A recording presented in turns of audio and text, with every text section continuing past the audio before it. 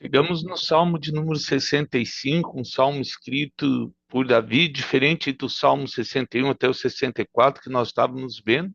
Esse salmo, ele traz a gratidão. A gente viu do 61 ao 64 essa questão da perseguição, mas o Salmo 65, Deus ouve a oração de Davi, perdoa o pecado de Davi e faz florescer aí um novo tempo, uma nova estação na vida de Davi. Então, nesse salmo, nós vamos ver que Deus é o governante de tudo. Então, ele governa o nosso coração, trazendo perdão sobre nossas vidas. Deus governa as nações, agindo na vida da história. A gente vê lá desde Abraão até os nossos dias, Deus conduzindo a história.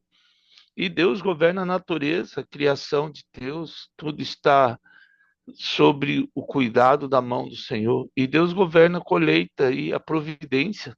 Aquilo que nós necessitamos, Deus sabe e tem olhado para nós. Não pegamos Deus de surpresa em nada. Então é um salmo que une aí a teologia, a agricultura, a adoração e um salmo escatológico também. É isso que nós vamos aprender nesse dia aí. É um salmo que foi escrito, é um salmo cantado. Um mestre, ele foi escrito, Davi escreveu esse ao mestre do canto para que pudesse entoar isso durante a adoração. É um dos poucos salmos que ele é chamado de mismor, né? Um salmo que é acompanhado de instrumento, não era só um salmo cantado, mas era um salmo que tinha instrumentos. Era um salmo mais requintado, vamos dizer assim. E o Shir, que é o cântico. É por isso que chama aí ao mestre canto de Davi, o cântico. E aí tem, é lógico, essa questão do contexto histórico aí, provavelmente foi feito para uma festa, as festas, Israel tinha várias festas, provavelmente a festa da colheita, que estava lá o Shavuot, que era ou Sucote, a festa do tabernáculo, Sucote, ou a festa das semanas aí da colheita, o Savut. Então, qualquer uma dessas duas festas que eram importantes, que trazia essa questão da colheita, podia ser usado esse cântico aí. Pela abundância das chuvas, né, da primavera, chuva seródia, que chegava e trazia aí a esperança de uma boa colheita aí. Então, o Salmo ele é dividido em verso 1 ao 4, Deus ouve e perdoa, do verso 5 ao 8, Deus governa o universo, 5, 9, 10, Deus visita a terra, e o verso 11 e 13, Deus coroa o ano com fartura, que esse ano seja um ano de colheita na nossa vida, de muita fartura, em nome de Jesus. Então, vamos lá, o Salmo, o verso 1, né, o Salmo começa com uma frase especial aí, tremenda, né? O verso 1. A ti, ó Deus, confiança e louvor em Sião, Sião, Jerusalém, e a ti se pagará o voto. Então, Davi já traz ali, e ele traz essa ideia de trazer uma confiança, uma adoração, e a ti, ó Deus, a confiança, e até a palavra aqui, né, o do é mais que confiança, é questão de silêncio, de adoração. Então, a tradução correta seria: a ti, ó Deus, o silêncio é louvor em Sião. Então, trazia a ideia de paz, trazia a ideia de, não é bem confiança, mas você ficou calmo porque você tem a certeza de que algo aconteceu. Assim, como é que nós vamos dizer assim, para traduzir? É, é, é algo realmente que você descansou. Ah, não, já deu certo, sabe assim? Ufa, agora você pode dormir, você pode descansar, que já deu certo. aquilo que aflige o meu, o seu coração, já deu certo. É hora de descansarmos no Senhor, é hora de entendermos que Deus está ali, o Dumiá, é o Dumiá, e ele trouxe o descanso. E o silêncio, né, ele traz essa questão de reverência, de admiração silenciosa, sabe? A criança que olha com aquele olhar, tipo, meu malvado favorito, aquela menininha que fica olhando lá, o padrasto dela, com aquele olhar assim, regalado, aquele olho, né, de admiração, é nesse sentido essa palavra aí. Então, antes mesmo de Davi cantar, o adorador reconhece a grandeza de Deus. Uma coisa legal entre o povo de Israel, né, a tradição judaica, o silêncio diante de Deus era considerado uma forma elevada de adoração. Quando não se ouvia nada, quanto menos barulho tivesse, aquele povo estaria adorando mais o Senhor. Nem todas as adorações precisam de palavras, né? O contemplar, adorar a Deus já é o louvor, mesmo em silêncio. Mas também não está errado louvar e cantar. A gente tem uma cultura diferente. Isso é questão cultural, não tem a ver com ser mais ou menos santo. Não é essa a questão, mas é questão cultural mesmo. E é legal porque assim a gente vê que Deus ouve no silêncio. Eu gosto muito daquele texto de Elias, quando está na caverna de Adulão. Então Deus vem numa brisa suave, calma, ele traz essa ideia.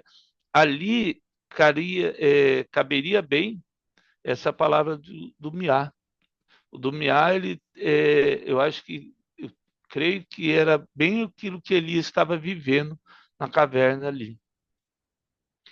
Que eu e você possamos descansar ao ponto de não ter nada, não ter como expressar a nossa confiança em Deus com palavras.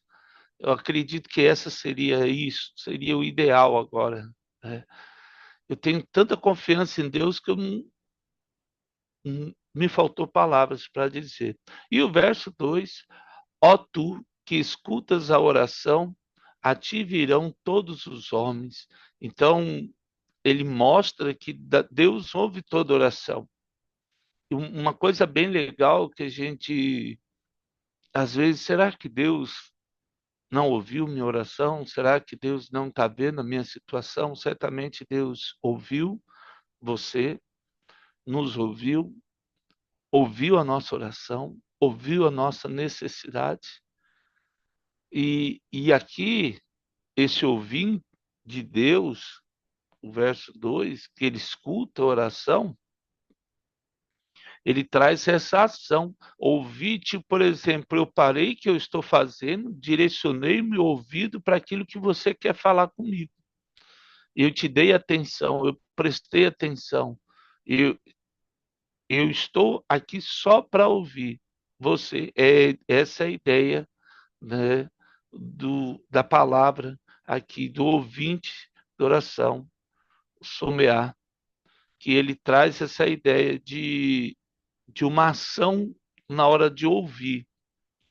E esse é um dos atributos permanentes de Deus, o ouvir os seus filhos.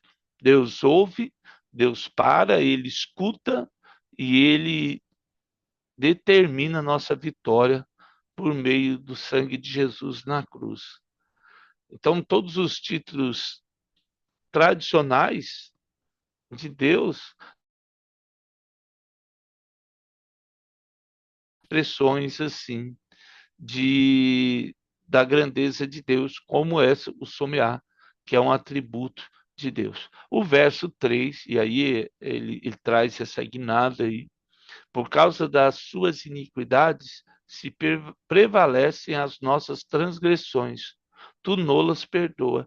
Então, tanto a iniquidade das pessoas externas acaba nos fazendo transgredir, ou pela ira, ou pela murmuração, pela reclamação, ou pela falta até de perdão das outras pessoas, e acaba tornando o nosso coração mais duro.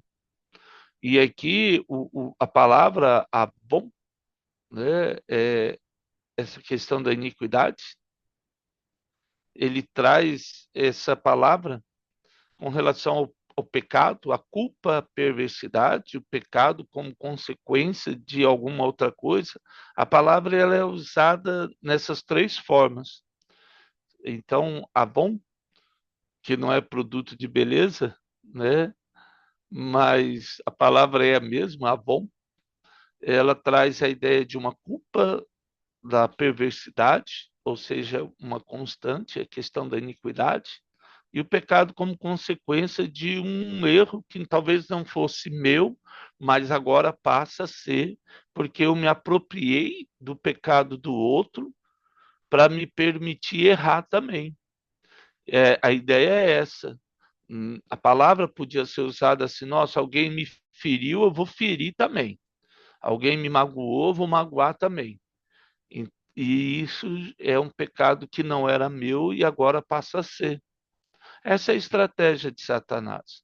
Muitas vezes, assim, talvez eu e você, nós buscamos aí não errar, mas às vezes alguém faz algo ruim que entristece o nosso coração e dessa tristeza vem a indignação, muitas vezes. A indignação gera uma insatisfação, uma mágoa, um ódio às vezes, e uma ira, e aí isso aflora de uma maneira que não deveria.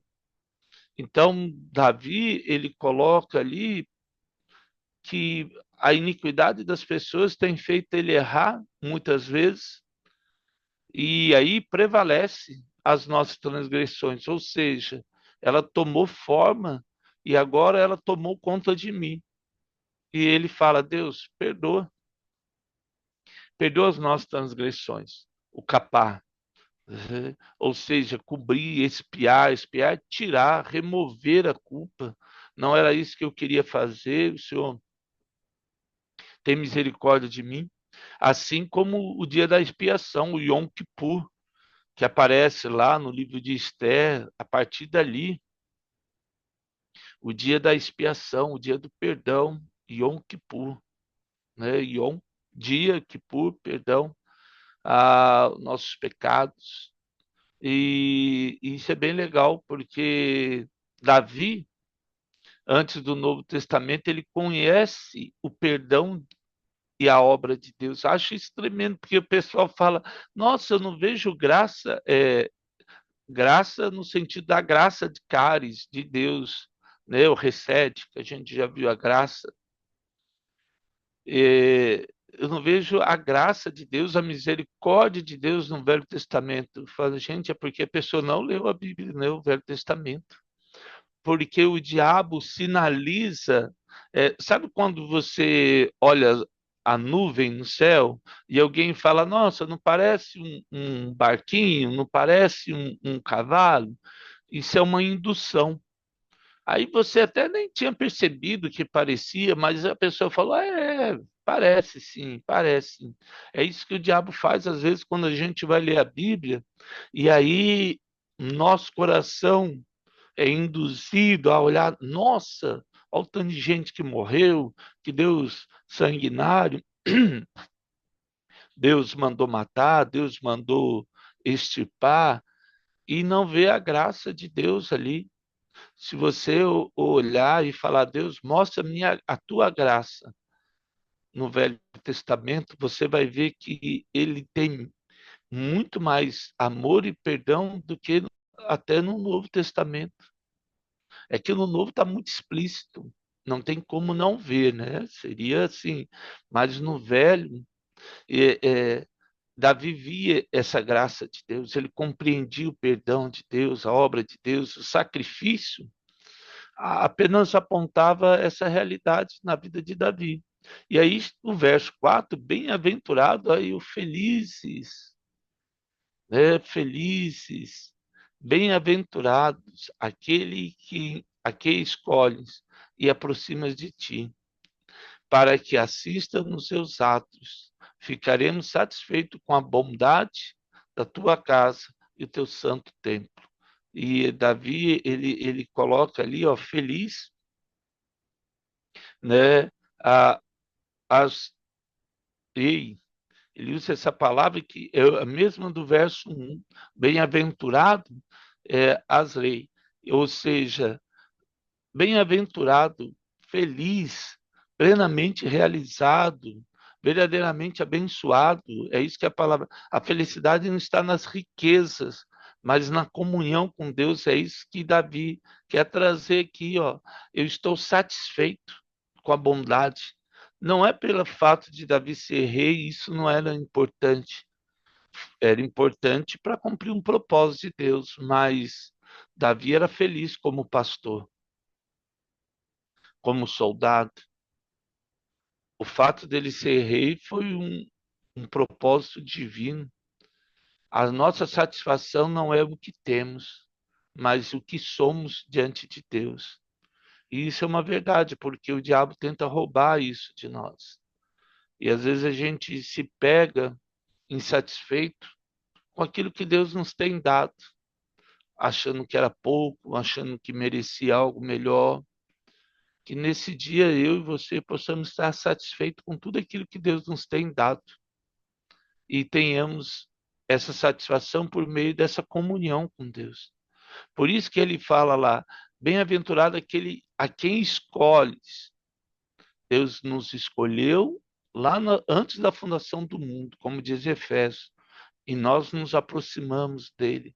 Ou seja, eu me aproximo de Deus porque ele me escolheu primeiro. É sempre essa ordem, não tem como ser diferente. Ah, eu me arrependi, por isso que Deus me salvou. Esquece isso aí. Você só se arrependeu porque Deus te amou primeiro e te escolheu, nos escolheu. Ou seja, eu só sou salvo porque Deus me escolheu primeiro e a partir do amor de Deus eu consigo arrepender dos meus pecados. É impossível alguém se arrepender dos pecados se não for pela intervenção de Deus. É impossível. E aí ele traz isso, uma vez que Deus me escolheu, e aí através desse amor, a bondade dele me leva a adorar e traz essa comunhão. Eu só vou ter comunhão pela presença de Deus.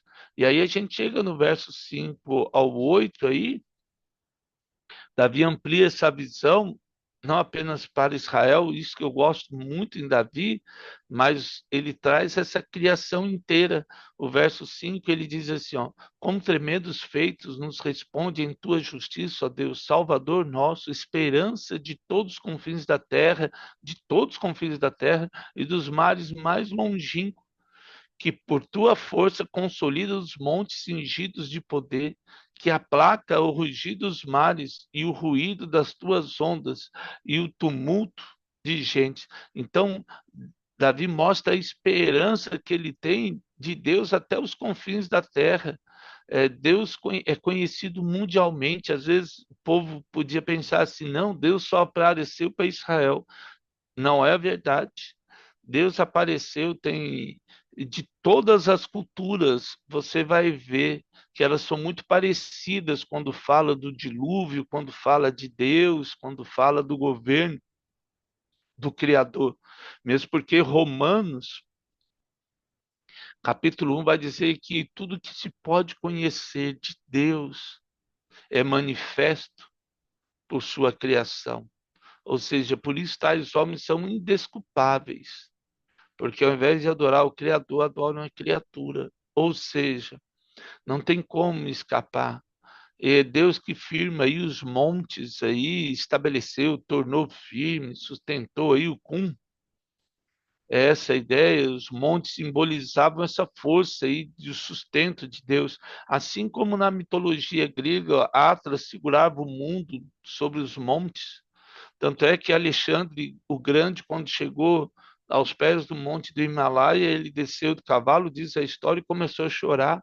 E alguém perguntou: Alexandre, você está chorando por quê? Ele falou: porque acabou o mundo, não tem mais nada para eu conquistar. Mal sabia ele que atrás daquela montanha, daquela cordilheira, estaria um mundo ainda, né, civilizado, como os chineses e tantos outros povos. Então, nós vemos assim o cuidar de Deus. E não importa aí o barulho, ele acalma aí o bramido dos mares, essa agitação, esse tumulto, esse barulho intenso, o que atrapalhou a vida de Pedro quando ele estava atravessando o mar da Galileia, as ondas, o barulho, o tumulto, ele tenta roubar a nossa atenção de Deus. Que nesse dia nossa atenção esteja aí tranquila no Senhor. E isso é muito importante, por quê? Porque às vezes a gente se perde nessas distrações do mundo, nessas bagunças aí, e perde de ouvir o lumiar de Deus. Né? Grave essa palavra, lumiar, está aí realmente no silêncio do Senhor, experimentando aquilo que Deus tem para nos sustentar, nos ajudar, focar. E aí o verso 7 que ele fala, esse tumulto, esse caos, né? Essa rebeldia, Deus domina todos eles. Uma coisa interessante aqui é essa imagem, o Dumiá é a imagem que prepara o caminho de Jesus na cruz. Lá em Marcos 4:39, a- os discípulos vão reconhecer que apenas Deus tinha esse poder de acalmar os mares, o Dumiá, tornar o silêncio mais poderoso que qualquer coisa. Do verso 9 ao 10, vamos lá, terminando aí, e aí ele chega, né, tu visitas, isso aí. O 8, né? Os que habitam nos confins da terra temem os teus sinais, os que vêm do Oriente e do Ocidente, tu fazes exultar de júbilo aí a glória do Senhor. E o verso 9, tu visitas a terra e regas, tu enriqueces copiosamente os ribeiros de Deus, são abundantes de água, preparas o cereal. E Davi vai trazendo essa ideia, né, de visitar aí, ou seja, a, tu que visitas terra, o paquad, a palavra traz a ideia de visitar, cuidar, intervir e lembrar. Assim como aparece no jardim, Deus visitava, né, o paquad, é, é mais ou menos isso, a, a, a fala, né, paquad, que é essa presença de Deus num ambiente. Ele muda a atmosfera. Deus nunca abandonou sua criação, pelo contrário, ele visita e ele traz essa ideia do rio de Deus, que aparece lá em Apocalipse, aparece essa ideia de Isaías, ou seja, de provisão, fidelidade, fertilidade e abundância divina aí. Isso é algo tremendo, porque Israel dependia dessa chuva copiosa aí, que é constante para a colheita do trigo, das uvas, do azeite, da vinha, e trazia vida. É, isso era muito importante. O verso 10 ele fala exatamente, regando-lhe os sulcos, né, aplanando-lhes.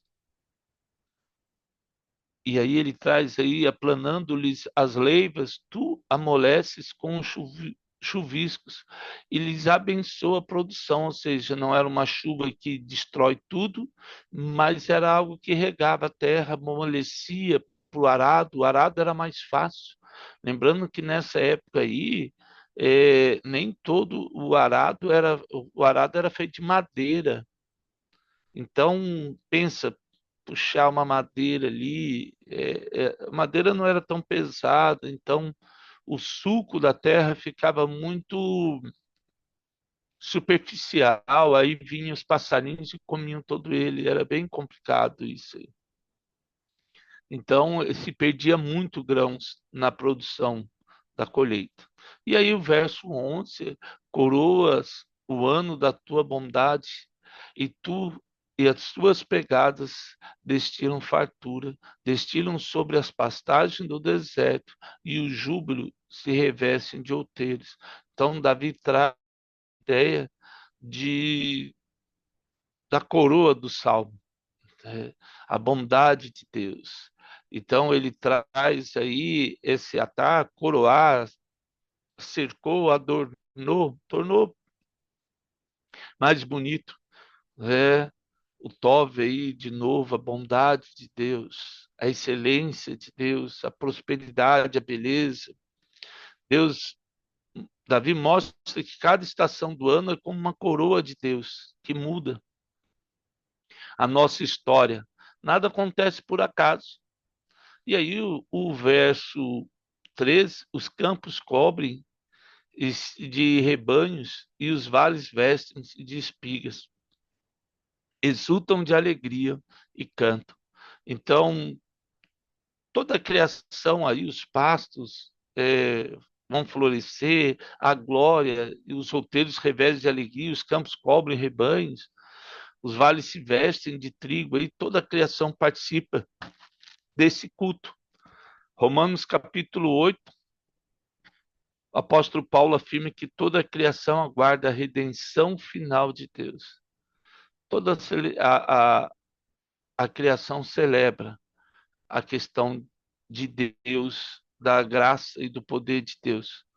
Então, esse salmo ele traz esse conhecimento de Deus. Deus é quem perdoa os nossos pecados, ele que acalma a agitação do nosso coração e ele se apresenta como o pão da vida. É lindo esse salmo, muito bonito. Ele mostra também que Deus merece todo o louvor e que faz aí quanto e por quem quer. Não é de quem quer e quem busca, como diz Romanos 9, mas de quem Deus quer e lhe apraz. O perdão é a maior provisão que eu vou ter hoje e você também. O perdão de Deus. Essa é a provisão divina. E aí nos gera adoração.